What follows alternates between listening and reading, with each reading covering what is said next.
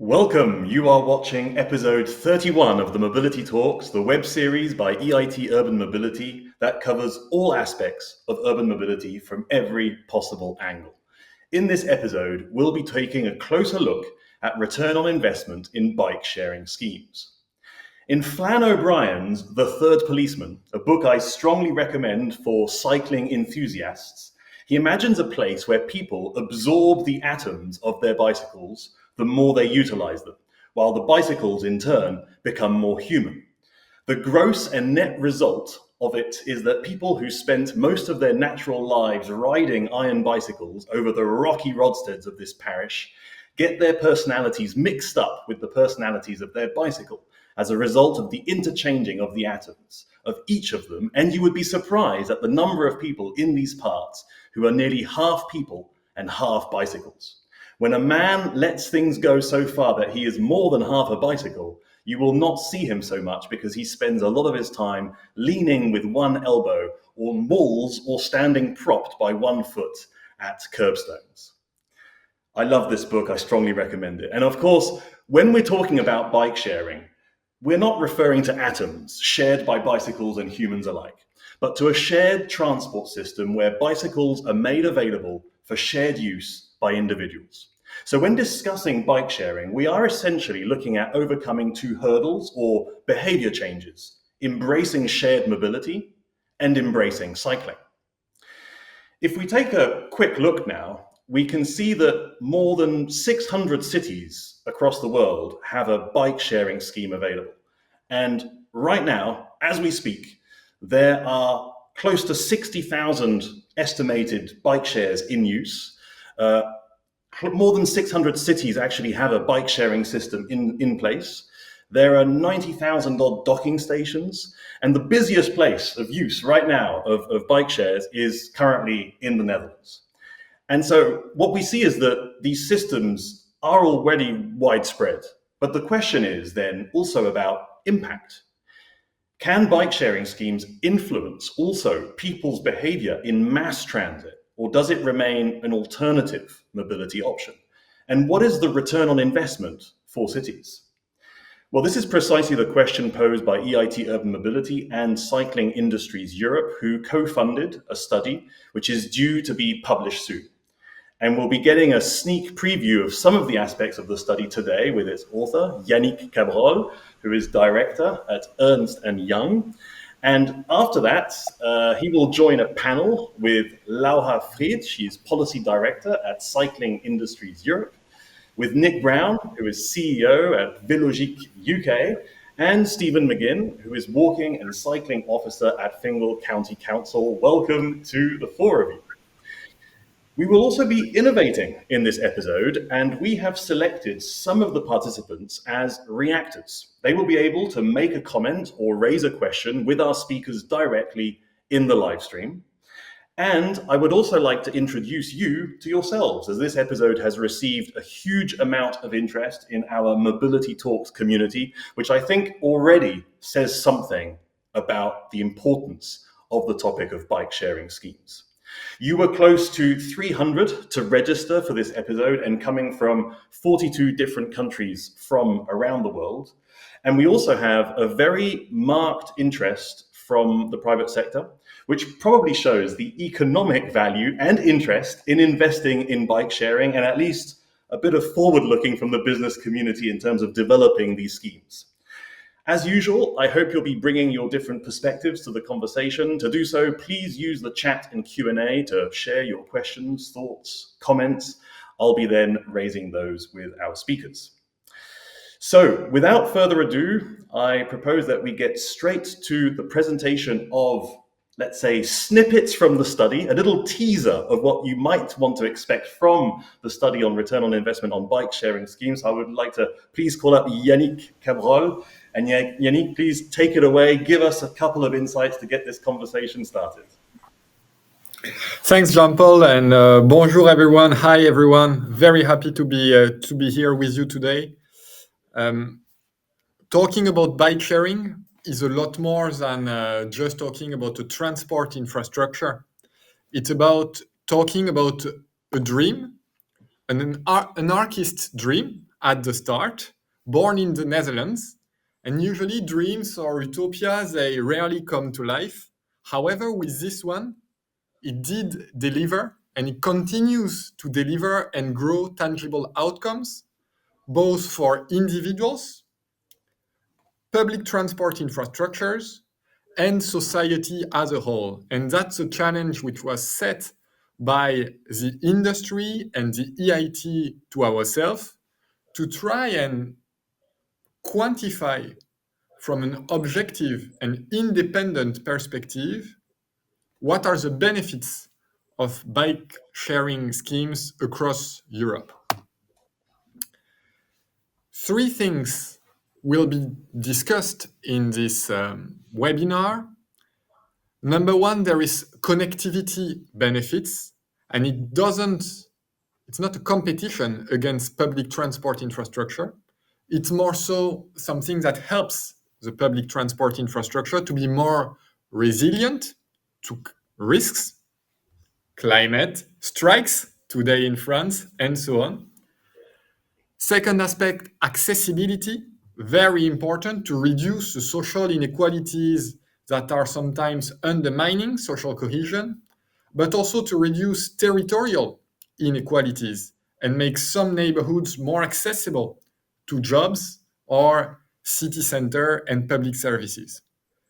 And finally, the social inclusion piece is a very important piece, and we will see that this sector is not only a sector creating social value, it also creates jobs, and creates jobs to those that are the farthest from the job market, and that has a strong social value.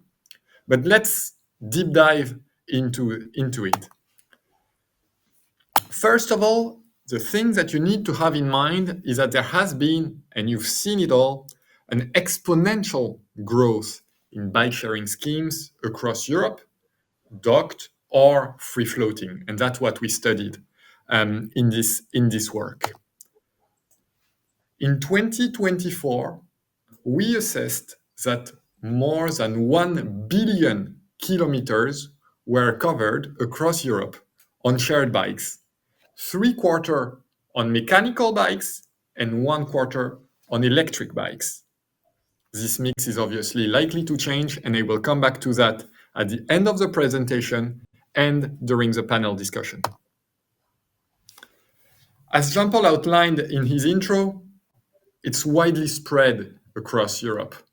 Obviously, the two biggest cities are London and Paris, but there are countries with a very strong bike culture, thinking about our friends in the Netherlands, that are also using a lot shared bikes.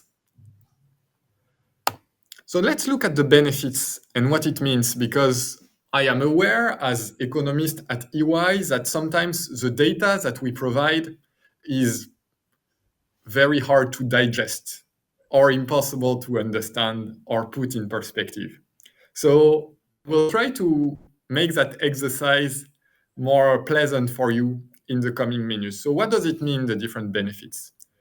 46 tons of CO2 equivalent, 200 tons of nitrogen dioxide, 1,000 chronic diseases prevented each year in Europe, thanks to bike sharing schemes, more than 700,000 hours saved, given back to the people of Europe because congestion was reduced thanks to the introduction of shared bikes.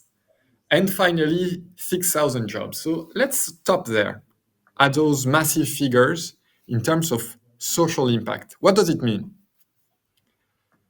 Number one, I'd like to draw your attention on that 750,000 hours of productivity gains.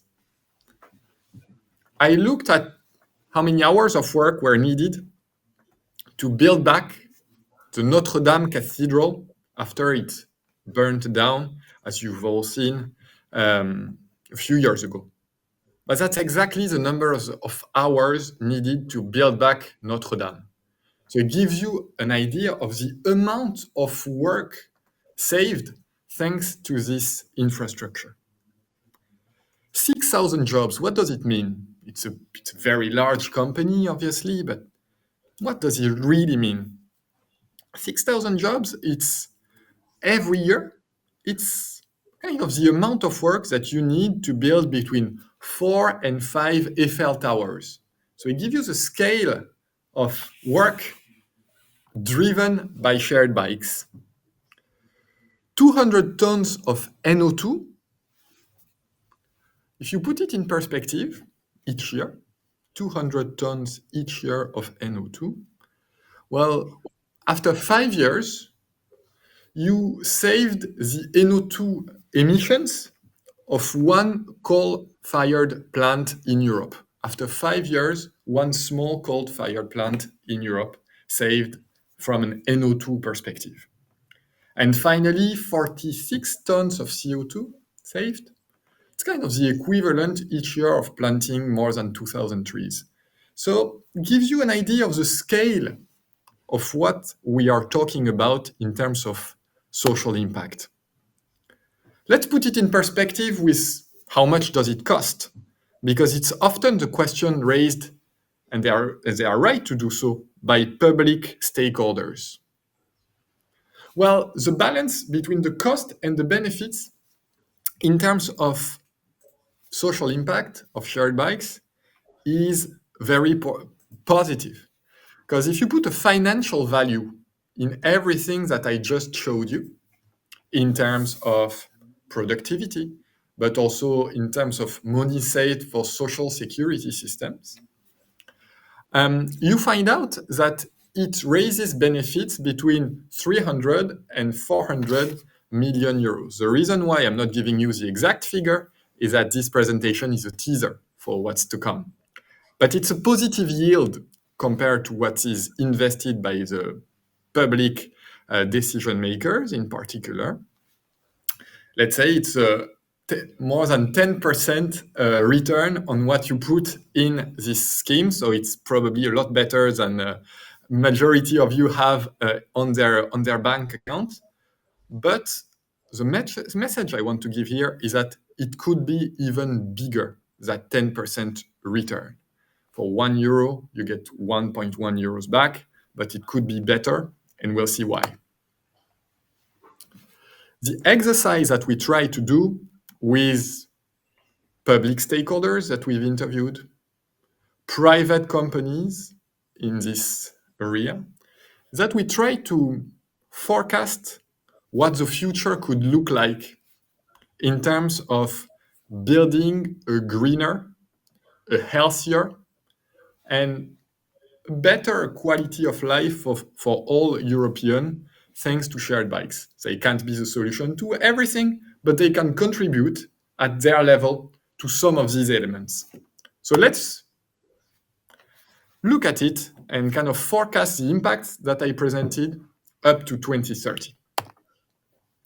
What we believe is that in the coming years, there will be an increase in the number of bikes used, and that will lead, obviously, to an increase in demands and trips per bike per day.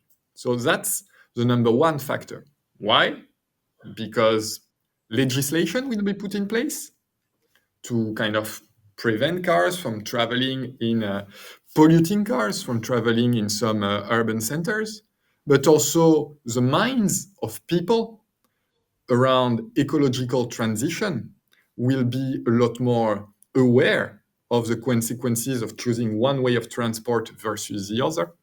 And that will lead to more trips on bikes versus trips in cars. Second piece is a supply increase, because obviously to match the demand, local authorities will have to adapt the bikes made available to their citizen, whether it's docked or whether it's free floating. The third element to it is there will be technical improvements. If you remember the start of my presentation, only a quarter of the trips were made on electric bikes.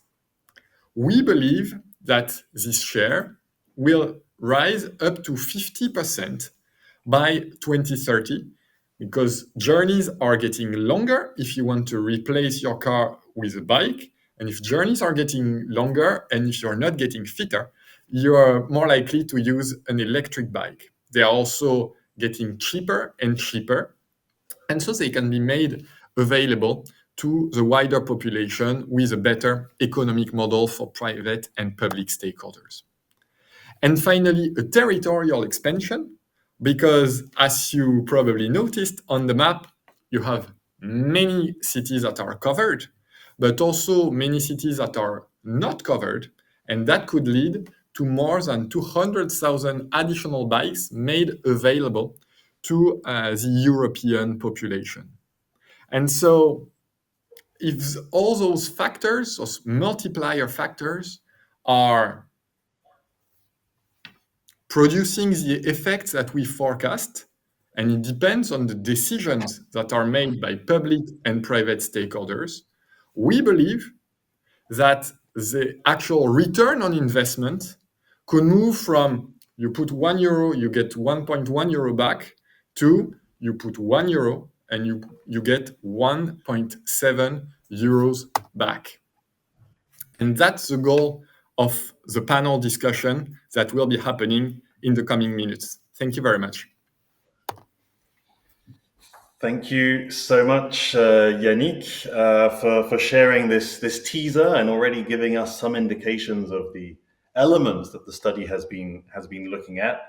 I would love to get a few questions from the audience if you have some. Maybe Yannick won't be able to share absolutely everything from the study just yet, but it's still your opportunity to raise a couple of questions before it comes out. One question that triggers me, I mean, you started with the dream, right, of someone in Amsterdam, but we've seen that since that dream, and especially in the last couple of decades, I mean, there has already been an expansion, right, of bike sharing schemes. And this study comes at a time when we're not starting from nothing.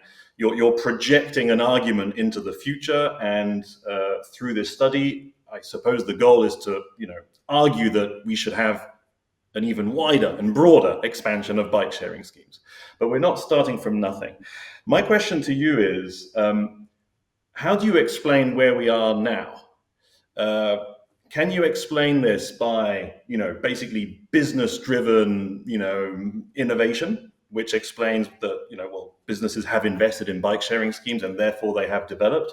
Or would you say it's rather linked to policy intervention that has created a gradual market pull for potentially business and others to invest in this area? What has been the driving force that explains how we got to where we are today? It's a great question. And I don't know if many of you are aware, I saw that some people were French attending the webinar today, but there is a strike going on in France today. And I think going from dream to reality links back to some kind of social pressure or people or citizen asking for a service that they need. And they ask that to public decision makers that create an ecosystem which at the start is not properly structured, but more and more gets structured, gets less subsidized, and the private sector is more and more interested about this sector, and the subsidies, they start to shrink back. And that's all the time what's happening when talking about a new economic sector. Let's look at electric cars, for example. Same phenomenon, some kind of innovation, some kind of pressure from citizens, especially around air quality, strong public incentive, and then the private sector starts to invest, production costs go down, subsidies go down, and the market starts to kind of play its own role. And also this might be a question for later as well, but let's take it now. We might as well, go for it. Question from the audience, right, on the difference in bike sharing schemes between larger cities and smaller cities. And the argument is that big cities already struggle with management issues when they have big and experienced staff teams. So, how much can this kind of scheme apply to smaller cities? Has your study looked at those differences between city size and potential bike sharing schemes applying? Yeah, of course. We looked at the different systems. Let's say there are three systems, two major ones, and one kind of being developed, especially in a country like France. The major ones are docked systems and free floating systems, and they do not require the same level of investment from an infrastructure point of view. They don't require as well the same involvement from the public sector, and they don't try to reach the same goal and the same audience. So I wouldn't oppose one against the other. I would say that it depends on the objectives of a city to pick one, the other, or both at the same time.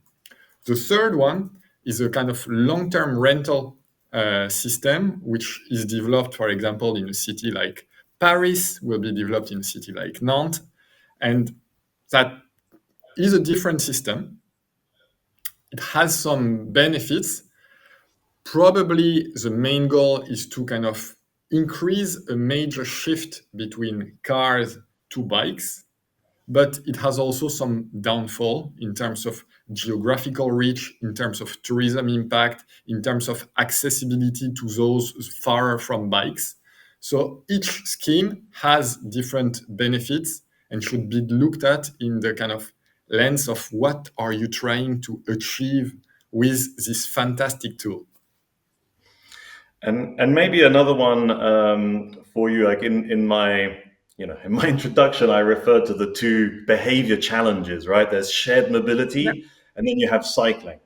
I'm curious, in your assessment, right, of the impact of bike sharing, how much would you say is linked to the shared part of it, and how much is linked to the cycling part of it, right? Because obviously, shared mobility in general will also probably have its benefits, not specifically cycling, but any form of shared mobility.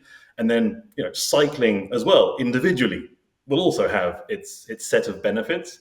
Are you able to sort of distinguish the actual benefit of bike sharing?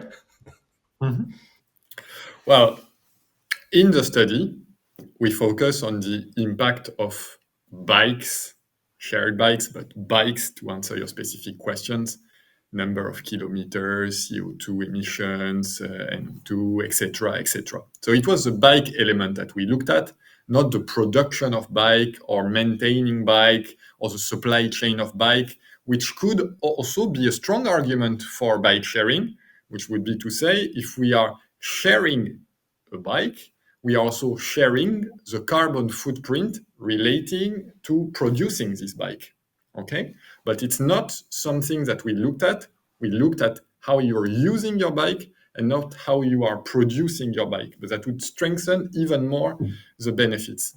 But I don't want to avoid your question on the shared element, because I think the reason why the team and I are proud to have carried out this study is also the fact that we are moving away from I hope so anyway, an individualistic society where you need to own everything that you use, towards a society with less resources and where you need to share the things that you're using to optimize the number of hours during which this object is used. And that can be the case for bikes, but it's also the case for secondary homes. You can look at Airbnb, for example. It can also be the case for cars. We are in a mobility talk with Get Around and so on, sharing cars.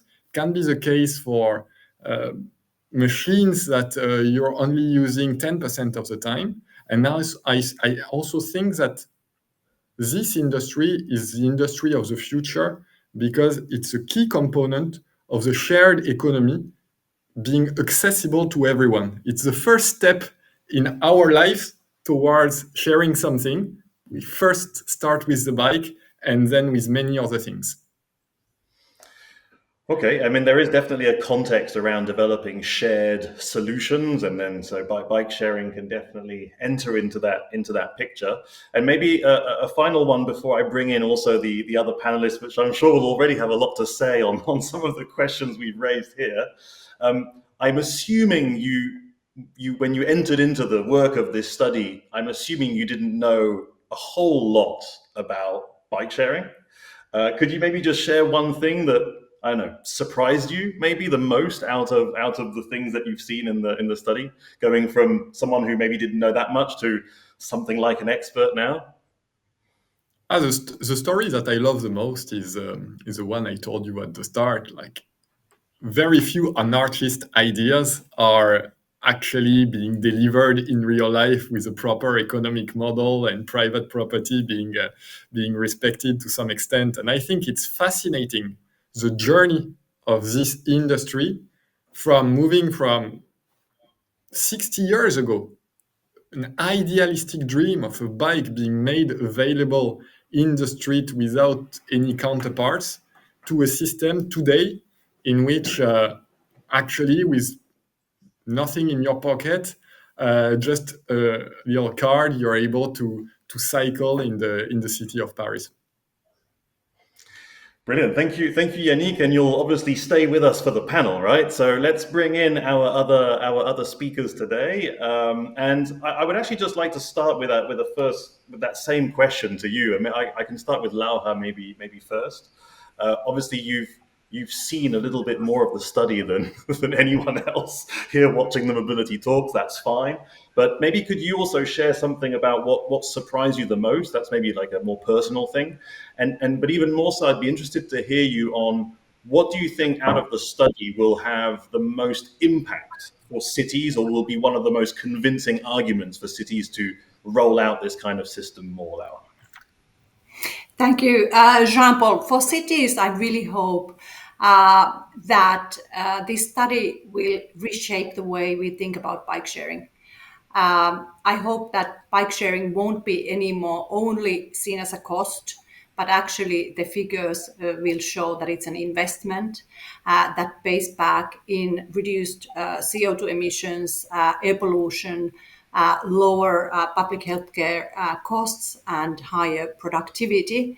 And really, for the first time now, we actually are able to quantify those wider benefits. So that's really what I hope this study will do. So not only attention on the cost, but actually what bike share will bring for cities. And then if I had to pick one kind of wow effect thing from the study, for me, it's got to be the productivity gain figure. So more than 750,000 hours saved each year just by cutting congestion. We talk about health and climate, but very rarely we put attention to how much time is wasted when people are stuck in traffic, and actually what that lost time means in economic terms. Okay, brilliant. Thanks, Lauha. Nick, maybe your main takeaway from the study and what you think will have the most impact on cities. Well, to echo what Laura said, I think the biggest thing for me is that we finally got quantifiable financial evidence of the value of bike share. For years, we've relied on these well-intentioned but vague claims of cleaner air, healthier people, greener cities. Now we can actually put the numbers behind those benefits and show a clear return on investment. And that's going to support funding, procurement, long-term investment strategies. So it was a difficult task we set for EY, but they really have delivered with a lot of number crunching and obtaining of all the data. And that's an aside, the data point. We've often heard that the authorities want data. And so they say to the operator, give us your data. And the operator says, but what data do you want? We've got tons. And there's been this back and forth and no one's been clear. And as an aside from this study, we've actually really narrowed it down to what data is important. And that's just daily rides per vehicle, trip distance and modal shift. And if we can start standardizing that data, it really does support this financial argument as well. Okay, brilliant. And I would also like to just bring in some poll results, actually. EIT Urban Mobility made a poll on this question. What are the most relevant reasons for cities to invest in bike sharing? The options were improving air quality, promoting healthier lifestyles, reducing congestion, and providing affordable mobility. And the answers were quite split on health, congestion, and affordable mobility. But the number one is reducing congestion. So also reflecting on that, maybe if I go to Stephen, again, what do you think can have the most impact on cities in terms of the argument of what bike sharing can bring? Yeah, well, I think just from that poll there, that makes absolutely great reading for anyone from a local authority who's looking to bring in a bike share scheme. So you'll see the users there think, well, I'm getting a healthier lifestyle, I'm improving my commute, I've got an affordable form of mobility.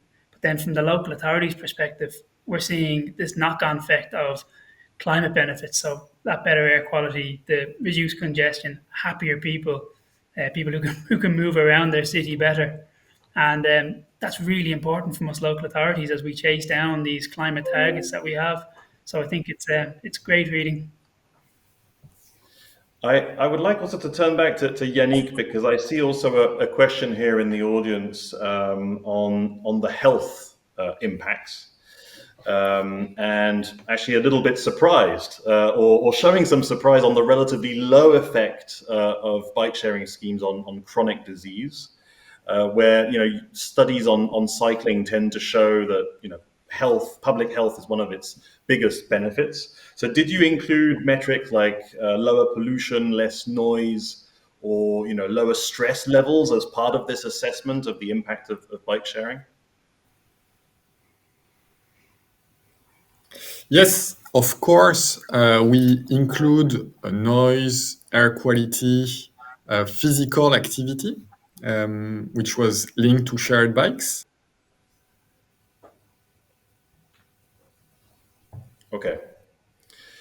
Okay, brilliant. One of the elements that I was struggling with addressing this issue, right, around bike sharing schemes, is also the different models and the potential impact a different model might have, right, on the way a city should go about developing its system. And I would imagine that you basically have three options. Either you go for a kind of a public bike sharing system that you embed in your city, or you tend to rely on private operators who are basically using your public space to develop their service, or some kind of a mix of the two. I'd be curious to understand a little bit what are the pros and cons of a private system against a public system, or at least how can cities approach that question when they feel like it's a great idea to develop a bike sharing system? Maybe Nick as a first reaction to that. I see two very different systems. So if we take, for example, London Cycle Hire Scheme, which we know is a very high capital cost, it's publicly funded quite extensively, but with that comes extensive controls, extensive KPIs that have got to be delivered to, because the operator is paid for its performance, rightly so, like other infrastructure systems are. You take the other example of the free floating systems, where those providers, they're not being paid anything. They're taking the full risk of the revenue, generating revenue for them scheme, to make sure that business is actually sustainable. What we can get sometimes, we have some confusion of the two, and we put too many controls on those free floating systems. And I think we do need to go back to looking at what is actually the city wanting, and we should be looking at these as transport systems, and how we can come up with some kind of hybrid of the two, so we can offer a transport system that is actually sustainable.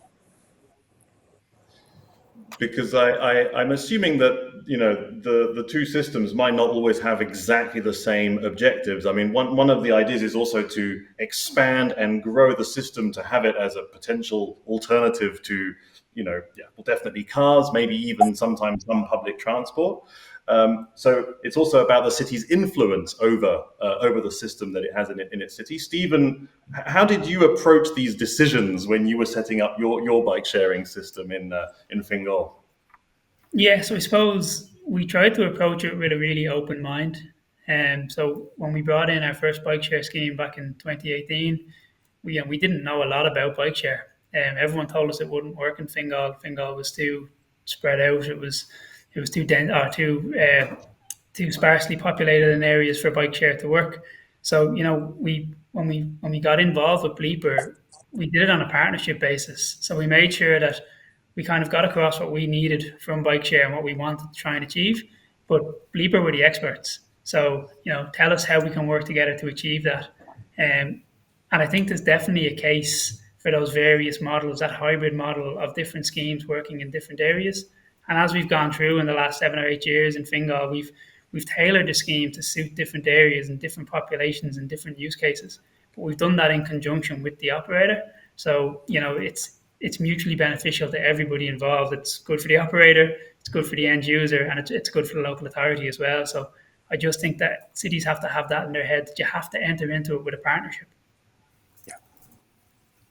And actually, there's also a comment in the audience that I think, Stephen, you might be able to just briefly reflect on in terms of where you have lower population density and shorter average travel distances in those areas can significantly reduce ridership.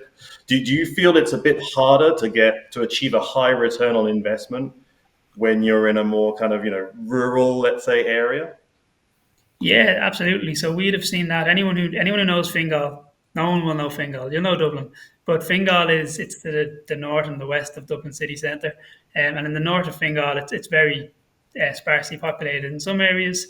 And we had bike share there in all those locations, and it was always a struggle for the operator because bikes might have been moving once or twice a week, and that's not really feasible for a bike share operator because they have to go all the way out, rebalance bikes, check on bikes, inspect bikes, that kind of stuff.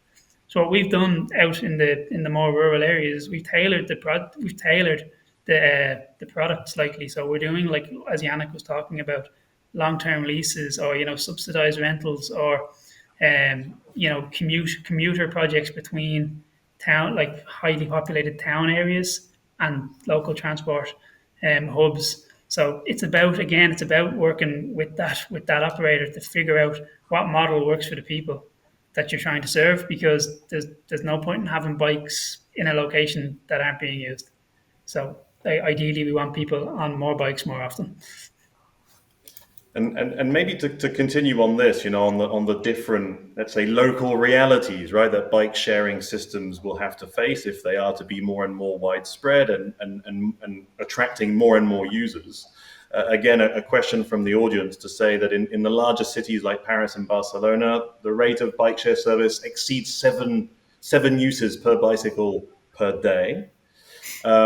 What kind of ceiling or limit do you think there is on maximum capacity basically for bike sharing? How would you try and approach that? I don't know if Lauha, you have some reflections, or maybe Nick, Yannick, whoever wants to go first. I think Nick probably is the best to answer this technical question, but just to say that, we have some amazing figures, like, in Paris, 70 million rides were made by bike sharing in 2024.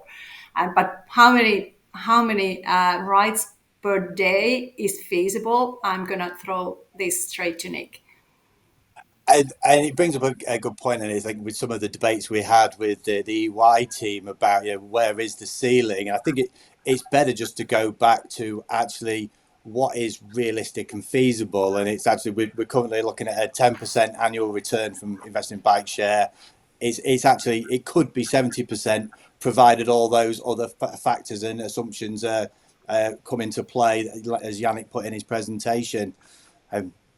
So yes, ridership at the current levels that we're seeing, 2.1, 2.2. Definitely, we've seen schemes where you 4 or 5 rides per bike per day, per vehicle per day. That can be even higher. If there's anything else you can add to that, Yannick. Yeah. So in our forecast by 2030, what we said, like on average at the moment, it's 2.1 trips per bike per day. We forecast it to be on average 4 per bike per day. Why is that? I think you have two elements that you need to take into account. The first element is the fact that what matters is not the number of trips, but the number of kilometers that you do on the bike if you want to maximize the impact.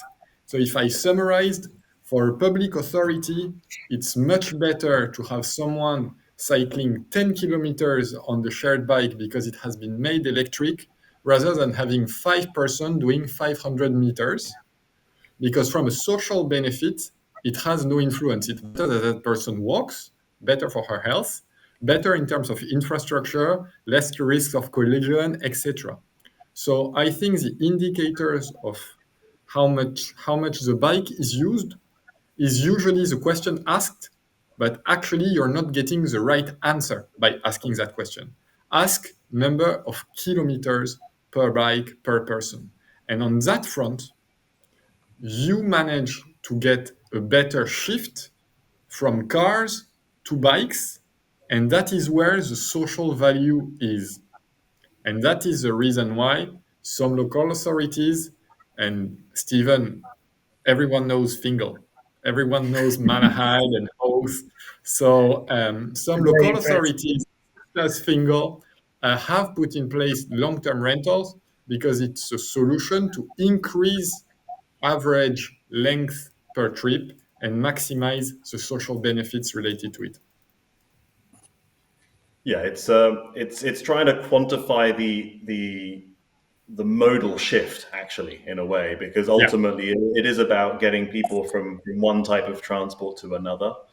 Maybe distance is indeed probably a better metric overall. There's also sort of an idea, let's say, of connecting. You know, when you have a bike sharing system in a rather dense city, are there any examples of connecting that tender also to the outreach of the bike sharing system outside of cities, precisely into these more kind of rural or suburban areas where you will typically have, you know, the challenge of the car a lot more, right? And so can cities also, through maybe their tendering processes, also somehow enforce this and make that much more possible, or impose that on bike sharing systems? Are there any examples that you're aware of where there's a conditionality applied? I don't know if Nick maybe has a couple. Yeah, Nick, please. Yep. Nick, you want to go? No, you first. What I wanted to say, I said it at the start of my presentation, but didn't come back on it. Social inequalities and territorial inequalities are increasing in major metropolis. It can link and it can create public infrastructure being concentrated way too much in city centers with very dense offering, both from bikes and from other ways of transport. But actually, what we saw in a city like Lyon, for example, that has expanded its bike sharing system, is the fact that they developed stations, docked stations, not in the city center, but in the poorest neighborhood of the metropolis. Why is that?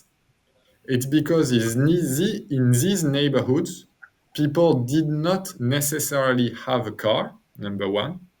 Number two, the city sometimes didn't have the financial resources to build a new metro, which was too far from the city center. So they need to optimize their budget. And optimizing the budget, as Loa pointed out, it's sometimes investing in docked stations to connect outskirts to the start of the public transport system. So you can do your first leg on the bike and your second leg on the tramway, the metro, etc. You reduce public investment and you still maximize social benefits, especially for those that are usually the poorest and the far from city centers. Okay, there's also another aspect to this to come then more to the cycling part, right, of the bike sharing system, which is that I'm assuming that if you're going to have a bike sharing system in place, you're already going to have some cycling infrastructure, right, in a kind of a chicken and egg type scenario. I'm assuming you will first have infrastructure and then you'll be able to roll out a bike sharing scheme. But I don't know. I mean, is that actually the case? Or could you argue that bike sharing as an offering is attractive to cities to then actually invest for that reason in cycling infrastructure? I don't have the answer to that. I hope that you might have a few reflections. Maybe Lauha first. What do you think? I mean, does cycling infrastructure necessarily come first? I think they are both, we need a good cycling infrastructure to have, bike sharing needs good cycling infrastructure to be viable. At the same time, successful bike sharing scheme can give a clear message to the city that they want to actually invest in further cycling infrastructure. So I think, there are cities and there are like some island nations where bike share is popular without amazing infrastructure. But so I think, they can both boost each other.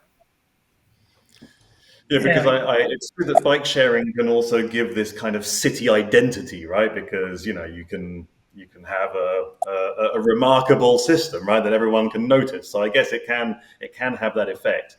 Stephen, maybe in your case, did infrastructure yeah. come first, and then you added on bike sharing? How did it work? Well, they kind of go hand in glove, I suppose, is the way to think about it. As Laura said, like ideally you'd have your perfect infrastructure in place, and you pop your bikes in, and everyone's using them nonstop, and everyone's very happy. But when we introduced our bike share scheme originally in Fingal, our infrastructure was very much at its infancy, and we were told bike share just won't work. No one cycles. It's not popular. It's not safe. All this, and as people used the bike share schemes, it became more popular. As the infrastructure improved, it became more popular. As the parking density has improved, it's become more popular again. And I think what people kind of sometimes forget is that bike share can be a great gateway for people to go back cycling. And if you haven't cycled in a long time, you're very unlikely to own a bike, or you're very unlikely to own a bike that isn't covered in rust or has lived in a shed for a very long time. So, shared bikes can bridge that gap. And then when you link that to different incentives involved with a bike share scheme or with public transport or with all these other things that we can do, it really encourages people to use it. And then you do see that people kind of clicks that it's very convenient, it's quite affordable, it's good for my health, I feel better when I do it. And then you get that magic where all that behavioral change happens. Yeah, I think Yannick, you wanted to jump in there. Yeah, I just wanted to say something quick to people working in local authorities on the webinar, probably interested about making a case to their mayor or elected representative on transport issues, that if you have a bike sharing scheme, you're increasing social pressure on politicians a lot, because what's happening, and what happened in Paris, for example, is that people start using the bike sharing scheme. So they start using bikes, and then they complain a lot about the lack of infrastructure. And it was a difficult case for you to make in the past few years, but now everyone else is making it for you. Social pressure on decision makers is increasing. And then it's a miracle, but we actually find money to develop bike infrastructure. So that chicken and egg situation is very true. It should go hand in hand, but sometimes we all know that one is more expensive than the other. The service is less expensive than the infrastructure. And sometimes developing the service, even if you don't have the infrastructure, helps to kind of put a stronger emphasis on developing the infrastructure. Yeah, please, Lauha. Yeah, just one point to your comment, Yannick, about Paris. The cycling infrastructure is, of course, safety is number one obstacle for all kind of cycling. Yeah. So cycling, safe, well-connected cycling infrastructure is super important for cycling growth. But also we need these, bold decision makers like the mayor in Paris, who set the target and just said, that was a couple of years ago, when she said, by 2025 or something, we're going to have a bike lane on every street in Paris. So we need these targets. We need setting targets, and then things will happen. And actually, that, to my knowledge, that has happened or is almost happened. And we can see the amazing cycling growth, and how Paris has become this amazing cycling city and bike sharing city. There's a comment also in the chat that I think is interesting, saying that a common mistake is to build a bike path for leisure and then install a bike sharing system on it. The correct approach is to integrate the bike sharing system with transportation and plan the bike path network based on usage data over a period of time. Here, cyclists' perception of safety provides a sound planning method. And I'd like to hear Nick on this one, because this also connects a little bit to the mobility aspect, and connecting then bike sharing also to the public transport network and the broader mobility here. I mean, that's an important point, I think. Yeah, absolutely. And I'm sort of thinking back to when we were involved in the launch of what they were then called the Boris bikes in London in 2010, when the bike share scheme definitely came before the cycle infrastructure. We had painted blue lanes on the road. There wasn't segregated lanes, but over time that you could get the data from where the cyclists were using those bikes, so you could better plan where you then put the cycle infrastructure. And it was a case of, if you build it where they will come, and people were still using bikes even though there wasn't cycle infrastructure. There's another point, in a way, a little bit linked to safety, but also accessibility. Now, in the bike share map that I showed at the beginning there, I noticed that in some parts of the world, as I was clicking through, some of them were saying, hibernating, like winter period, the system is hibernating. So I understand that there are certain times of the year where might be a little bit less attractive, and therefore, the bike sharing system, I guess, just stops, right? So there's this idea of, it might not always be easy to guarantee a viable service all year round everywhere. The other thing is, and this is a question also in the chat, is the viability of the service for people who need to be mobile. Whereas, a bicycle tends to be a little bit one size fits all, and there are, different needs. It might not always be easy for a bicycle to adapt to different needs. Not to go back to my Flann O'Brien example from the beginning, but that is probably a challenge. And are there any creative ideas on how to, improve the design, or, basically address mobility for less one size fits all and still have bike sharing systems in place? Who would like to have a go at that one? Would you mind if I answered that one? Because it reminds me of a round table I was at. I hate the idea of hibernating bike share schemes. We're trying to change behaviours. We get people on bicycles that they're using them, and then they decide, and this is not the user decide not to use it. This is because cities close them down. And then when you drill down why the cities close them down, they've been told to close them down because our batteries, they lose their charge quicker. And it's come from some lack of understanding. And it's almost like, well, what does the user want? If the user wants to use a bike 365 days of the year, let's make sure that we make that available to them, and let the private sector come up with the solutions to ensure the bikes don't lose their charge in the colder periods. Let's make sure the bikes are available all the time. Lauha as well? Love that. Completely agree with that one. Now I forgot. I wanted to say something about the other topic that you were talking about. There was also the question of the design of bicycles, being very one size fits all, and can it adapt to other uses, other needs of mobility for people with, I don't know, disabilities or other types of absolutely. I think there will be more attention put into that. Like in a recent Paris tender, they really wanted to highlight the need for further diversity. So really thinking about, maybe cargo bikes for families, for shopping, maybe child seat, Also, sometimes bikes are super heavy for women. I use bike sharing a lot, and sometimes it's a problem because they're super heavy, or it's very difficult, to adjust the seat. Luckily now the technology is really changing, and they have super comfortable and easy systems. But yeah, it's a very important point to address that. Please, Stephen. Yep. Yeah, I just think it's a really good point on the accessibility piece, and I think you'll see bike share may end up developing a little bit like car share has over the years. Car shares, especially in Dublin, would have all started off as very small micro cars, and people would have been in their early 20s when they were started with car share. But as they've grown up and they've got families or they've got more responsibilities, the cars have changed too to adapt to the family or to the use case. And I think that's something that we can build into bike share as well. And again, it just that does require a better infrastructure network. So for bigger bikes, for more adapted bikes, and that's something that as the network gets better, I think you'll see more pressure on local authorities, and it should be welcomed by local authorities to get more and more people out on their bikes. So in a way, what you're saying is that it's a really good thing if people start complaining about bike sharing, because it means they want to have more of it and it needs to be improved.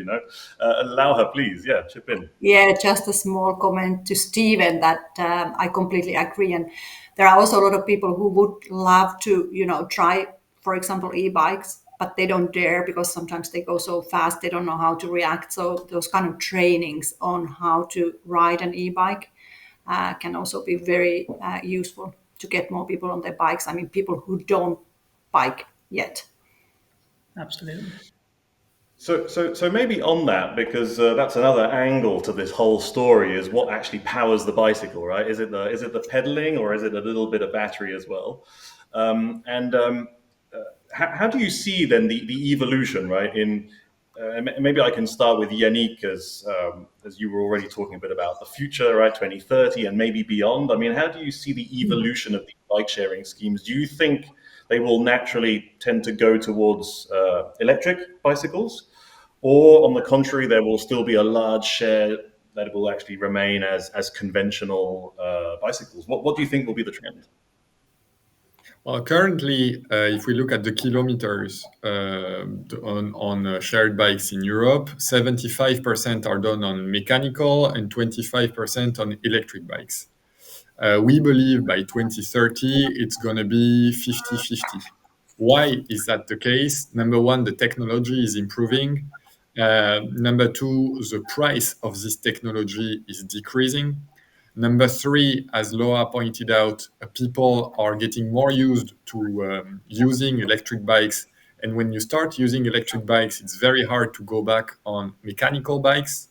And number four, and I think it's the biggest point for local authorities, is that majority of them, they want to decarbonize their public transport, but they usually don't have the money to develop new tramway lines, new metro lines.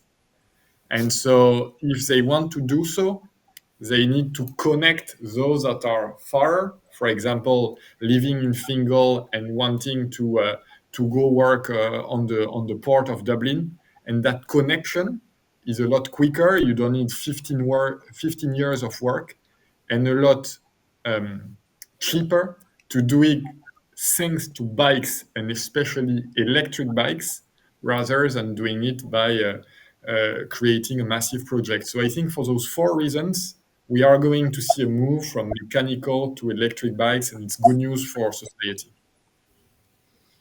Okay, interesting. I like a bit of insight. Do other panelists agree with this projection? And what are maybe some of the costs that are involved? I mean, that might not be cost neutral as well to have this trend, even if the price is going down, right? But maybe a reaction from Nick.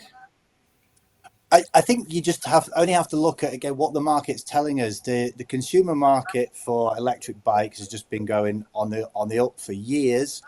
People are telling us they want to use electric bikes, not mechanical bikes. We need to get away from this idea that the people who use bike share bikes are cyclists. It's actually no. We want to use a bicycle as a form of transport, and an electric bike is a a convenient way to do it. We don't need to put our lycra on. We don't need to worry about getting hot and sweaty. We don't need to worry about hills. And the electric bike solves a lot of those problems. And again, because the change in technology, it's getting cheaper. The price of what an electric bike was, say, 10 years ago is not what the price it is now. And with the greater adoption, we will see further economies of scale coming from that. Definitely taking the point about cost implications anyway. But again, the way the market's moving, we're moving away from these fixed dock terminal chargings to more, we have these hybrid systems where we have electric bikes that are parked in a virtual bays, and we have battery swapping in place rather than having to pay for this expensive infrastructure that has to be connected to the mains, power socket, etc. Because I assume also in the bike sharing world, I mean, it will have started naturally with mechanical bicycles, and then you get the electric bicycles that are a bit more new necessarily, right? They look a bit more shiny. There's a comment in the chat that, you know, in some of the older systems, the bikes are looking a little bit more shabby, right? So it seems like the electric bike is a slightly more attractive alternative, and so. Yeah, is that going to have an effect on when a city sets up a new system? Is there still a need to have some form of, you know, mechanical bicycle available, or does that not really make sense, you know, moving forward when you're investing? Stephen, maybe? Yeah.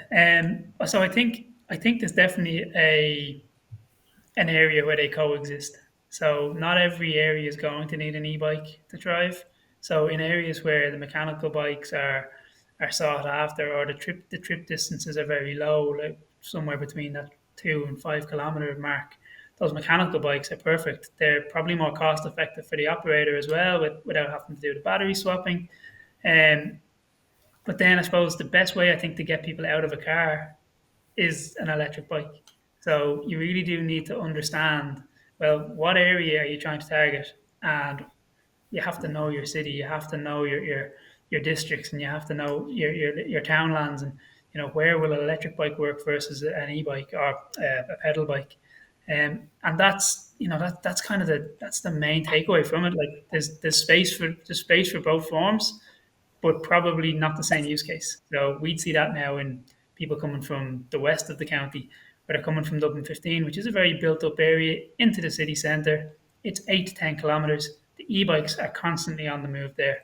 The pedal bikes, they're more around the Dublin 15 area as opposed to into the city. So it's just about working again with your operators and kind of figuring out what the use cases are for each parking location that you have, and not having too many parking locations either. Having those, as Nick was saying, having bays where the bikes are grouped and it's easier for battery swapping then. Yeah, because there is this balance between cost and accessibility. It does seem that electric bicycles offer you know, other types of alternatives, especially to cars, but nevertheless there is a cost. On the other hand, I imagine as an individual, that is also a pretty high cost, right? To own your own electric bicycle. Owning a conventional bicycle is more accessible. So again, like the bike sharing on an economic level, to think more in terms of return on investment on an individual level, surely actually is then quite attractive, I would assume, right? Maybe Lauha? Sorry, what was your question? That if we're talking about return on investment on an individual level, you know, like the fact that an electric bicycle is a lot more expensive than a conventional bicycle makes bike sharing scheme quite attractive, right? To give access to those e-bikes for everybody. Yeah, definitely. Yeah.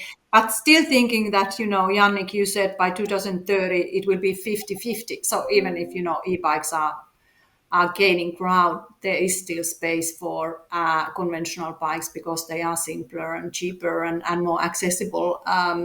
Would be interesting to see what happens there, because definitely, you know, e-bikes, you can just cycle so much further, has all the benefits. Then again, there are people like I used to be thinking like, I'm never going to take an e-bike because I want to use I want to get exercise at the same time when I use bike wherever I go. I think that's now with the kind of comfortable, you feel like flying with the e-bike. That's kind of that criteria doesn't work anymore. But anyway, so I do think that they will continue coexisting for some time. And also one thing is that I wonder, because some of the e-bikes are still very expensive, and would be nice to have them accessible for more people. Thinking about when are we going to get, this climate-friendly zero carbon mobility incentivized, so that the prices of some of those e-bikes could go down, so that everybody could use them. So that's something that I would like to still see happening with cities, how to put that in place. Yeah, and that maybe also connects to this idea of the framework around bike sharing, because obviously we discussed cycling infrastructure, which allows bike sharing to be rolled out, but then there's all the other kind of policy elements that will affect the accessibility and the possibility of using bike sharing. What are some of the key points that cities need to have in place together with bike sharing systems to make bike sharing successful?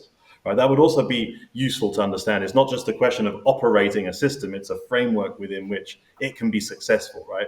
So what are some of those key factors you think that cities need to have in place to make that work? I don't know if, Stephen, you have a couple of pearls of wisdom from your experience that you can share with the audience to get us started.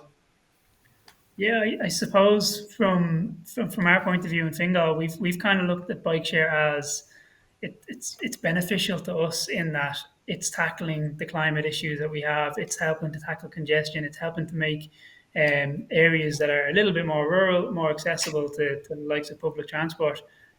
We haven't approached it like that. It's something that we're trying to make money from. It's not a profit making venture for Fingal in terms of having bike share. The knock-on effect is the healthier people, the happier people who can move around their towns and villages more freely.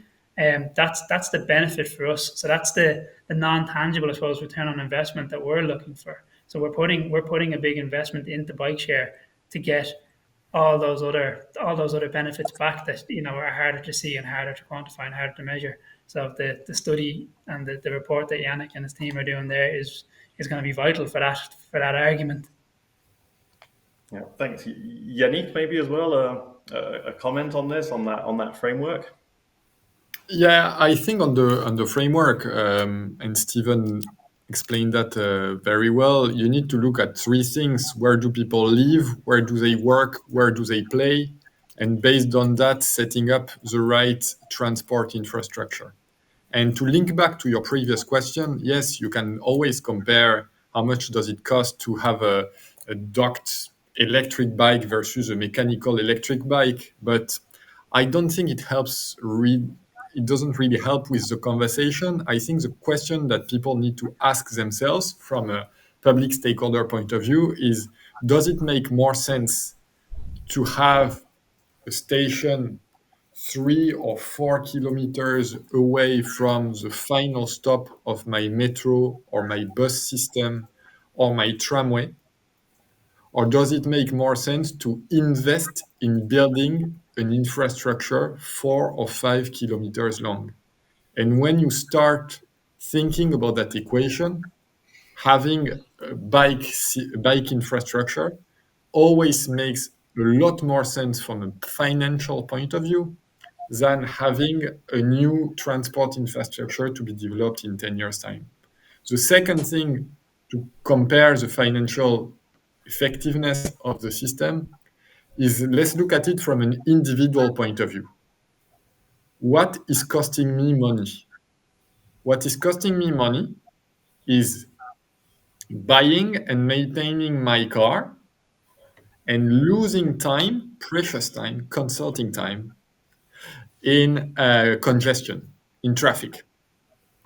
And on these two aspects, having a bike sharing infrastructure helps me to save money and time that I could invest back in the community. And like you asked me what strikes me the most in the study, so I told you about anarchist idea, but like giving back the amount of time to Europeans needed to build back the Notre Dame Cathedral is an incredible amount of time that we are giving back to Europeans. When every time I hear about Mario Draghi speaking about Europe, the biggest threat he's talking about is the decline in productivity. But that's a tangible solution to stop the decline in productivity by giving people back their time.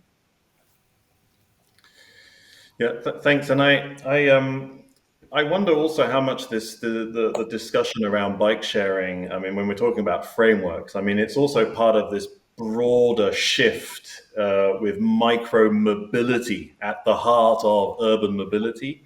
And I wonder whether you think that, and maybe Nick can comment on this. Do you think micro mobility can somehow, hop on the back of bike sharing schemes and all the framework that bike sharing schemes can build, right? And that will then be naturally beneficial to many different micro mobility options behind that. Is that a kind of a fair assessment of the drive, behind bike sharing schemes? I think we need to look even bigger than micromobility and just look at the transport system as a whole, the way the micromobility links the different transport systems. I love going to Paris and I use my Navigo card and now my Navigo app, and I can get a Vélib, I can get the metro, I can get the bus. It's so easy for me as a consumer just to use that one app to do everything, and for me to go from the Vélib station to the metro station. And so looking at that interconnectivity of it, we're seeing it in the ride-hailing world now on a certain platform of a car-hailing giant who will still remain nameless. You can now hire trains, or not hire trains, but you can book your train tickets. You can even get bike share journeys through that app. So I think it's more important. Again, it's the consumer behaviour and making it easy for the consumer to actually buy something. Yeah. Also, a question from the audience, maybe Lauha to reflect on, right? Are there any suggestions to incorporate safety into bike sharing? So typically, helmets. That's not an easy one, but are there any ideas as to how that could be incorporated in the future? Well, I do think that the number one thing is really that safe, separated infrastructure. When we have that safe, separated bike lanes, we don't need a helmet in city. That's I of course encourage using helmets, but I don't think that is necessary if we have that good, high quality infrastructure. Okay, the answer is more in the infrastructure than on the design or on the options for the service itself. And Brilliant. probably also, Jean-Paul, on the education aspect to it for both drivers and cyclists. They need to be aware and anticipate the behaviors of one another. And I think if both of those categories were aware and trained appropriately, I think it starts in school, that would also lead to tangible health benefits and less accidents. Perfect. So I would like to, finish with a final reflection from you, Yannick. I think you mentioned the mayor, right? And the mayor in the city. I mean, yeah, he will have his influence, right, on whatever infrastructure is put in place and how much they want to invest in bike sharing. There are also many comments in the chat to say, how can we somehow safeguard these mobility policies from broader political instability that sometimes block investments midway? I'm not sure there's a magic wand for that. But I would like to get your reflection on how you would approach let's say the chief financial officer, right, in the city council. Okay, so I'm going to take return on investment at its word. Okay, like we're really talking about finances here. And I would like you to try and convince the chief financial officer in a city council to invest in bike sharing, right? Whereas his main objective is to make sure that the budget is spent diligently. and he actually is in a position where he has, a restricted budget year on year, right? So he's really struggling. Now, I'm sure that Stephen, this is kind of your daily struggle, right, at Fingal, I imagine. So maybe I can start with you. How would you address this issue to your chief financial officer at Fingal? Yeah, I suppose we've had these debates, we've had these discussions often, and we always just try and go back and frame it in the big picture. So when I talk about bike sharing, I'm not actually talking about cycling at all. I'm talking about the climate action benefits, about healthy and active cities. I'm talking about improving the utilization of public transport. I'm talking about supporting. We've put massive investment into our cycling infrastructure. Let's support it by putting more bikes into the area where they're needed.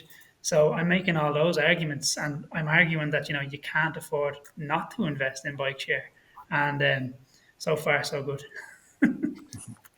And so that means that your chief financial officer is very conscious of the costs that the climate action will impose on the city long term. Is that a fair Exactly, yeah. assessment? So yeah, if you look at like the mitigation factors we have to put in to tackle climate, or the health impacts of an unfit and unhealthy society, the pressure that puts on our hospitals, the pressure that puts on our GPs, and all these different things, they all feed back into the bigger picture. That is, what should a local authority be doing? Well, it should be creating a better society for their people, and that's what we're aiming to do. And bike share it's a small part of it, but it's a big part of it for me. So, we have to try and focus on that big picture. If you just talk about putting bikes in for the sake of putting bikes in, well, then it's a niche form of transport, and it's not going to have the impact that it can have, and the potential change that it can bring about. Brilliant, thank you. Lauha, let's imagine you're also speaking to a very restricted chief financial officer in a city council. How would you try and approach it? Well, thinking about, already that LinkedIn poll that you showed earlier, it's striking that we have one mobility option, bike sharing, that's actually ticking all the boxes, that with one mobility option, you will get that cleaner air, you will get those healthier citizens, you will get less traffic and affordable mobility. And then combining that with the results of the study, what Yannick was saying earlier, that now every €1 invested in bike sharing brings back, was it 1.1 euro, and by 2030 it will be 1.7 euros. So, and in Europe as a whole, bike sharing could generate 1 billion each year by 2030. I think these figures and these benefits, I think for any CFO or city council, it should be a no-brainer, really. Okay, thank you, Lauha. Yannick, maybe you want to try and speak to this very tough chief financial officer? Yeah, so let's assume the CFO doesn't have a heart, doesn't care of people being sick, doesn't really care about the planet either, because he's only focusing on his budget. Yes. What is a budget made of? It's made of revenue and spending. What is the revenue of a local authority? It's made of two things: taxes paid by inhabitants and taxes paid by companies. Let's look at taxes paid by inhabitants. You need to have inhabitants. So you need to have an attractive city where the quality of life is maximized.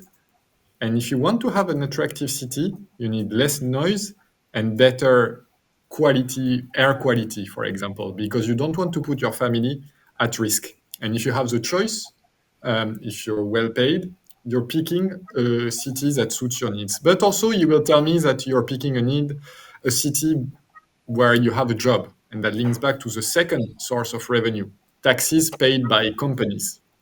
Well, companies, what do they care about? Let's assume, again, they don't have a heart. And the only thing that they want really is productive employees. if your employee are late every morning at work because you have traffic, or because the metro is completely jammed, or because you are totally out of shape and you're tired after a half an hour webinar, that's an issue for your company. So I think the CFO, they start to see that, and they look at spending also. And spending, biggest spend of a local authority usually is the spend on infrastructure, and especially transport infrastructure. And what we talked about is the fact that you have a network which is very expensive to maintain, but developing the network to try and match the city growth is even more expensive. And if you want to match that growth, it's a lot better to have in place a kind of flexible bike infrastructure that you can put in different places, especially in the poorest neighborhood, rather than trying to develop very large-scale infrastructure projects. So that's why I would approach the CFO. Okay, brilliant. Thank you, Yannick and Nick. How do you go about convincing, the toughest chief financial officer? Well, my previous career, I was actually a banking and finance lawyer, so I am all about numbers and evidence. I've now got hard evidence from the EY study that shows that bike share is one of the lowest cost, highest impact transport investments a city can make. Currently, it's returning 10% annual return, and we've got potential for a 70% return by 2030. So yeah, that kind of return is public investments you can only dream of, public or private institutions can dream of. So the hard evidence is there. That's what we've presented. It's a no-brainer. All right, brilliant. Well, thank you so much for having shared all of these insights. There were lots of questions coming at you, also from the audience. I had my own. I think you spent a good time enlightening us without revealing yet too much also on the study. So do you have any idea, Yannick, when the audience can maybe expect the publication? Roughly speaking, what are we talking? Well, I think it's a question for Laura. Well, I hope October, November, latest. Okay, brilliant. That way we have something to look forward to. So Yannick, Laura, Stephen, Nick, thank you so much for having spent the time with us and engaging in the debate. Thank you so much. Thank you. Thank you. Bye-bye. Thank you. Bye-bye. I know. So that was our conversation on bike sharing schemes. As you heard, you can expect a study to be released in the coming months before the end of the year, October, November, where you'll be able to dig into some of the data that Yannick has touched upon a little bit. At least you know what the framework will look like and some of the aspects of the methodology behind. Obviously, we're looking at return on investment in terms of benefits especially, but we also got into some of the financial metrics of it as well. I think we've opened different paths, and every time with urban mobility, you open one drawer and the whole wardrobe falls on top of you, and it's very difficult to isolate one issue from the other. But hopefully you get a better picture of the place of bike sharing systems in a public transport network. Also, thank you very much for all the engagement in the chat and the Q&A. I was struggling to keep up with every single point that was being made, but I tried to get in as many questions as I could.